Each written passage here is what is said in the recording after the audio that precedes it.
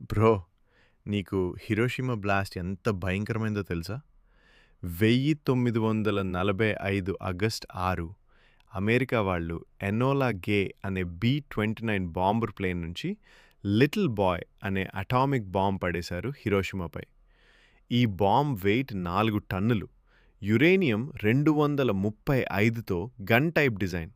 ఒక యురేనియం బుల్లెట్‌ని మరో యురేనియం టార్గెట్ పైకి షూట్ చేసి న్యూక్లియర్ చైన్ రియాక్షన్ స్టార్ట్ చేసింది.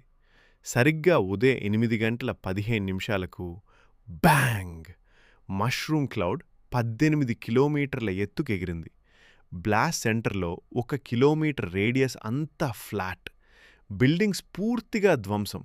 ఫైర్ స్టార్మ్ మొదలైంది. వెంటనే 70,000 నుంచి 80,000 మంది చనిపోయారు.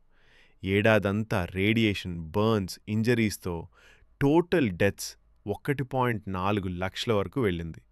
ముందు బస్లింగ్ సిటీ, జనాలు, షాపులు, లైఫ్ ఫుల్.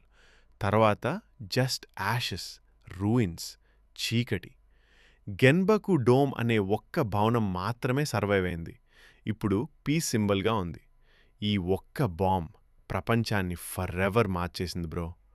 న్యూక్లియర్ వార్ అంటే ఏంటో ఇప్పుడు అర్థమైందా? భయంకరం కదా! లైక్ కొట్టు, షేర్ చేయి, సబ్స్క్రైబ్ కూడా చేయి.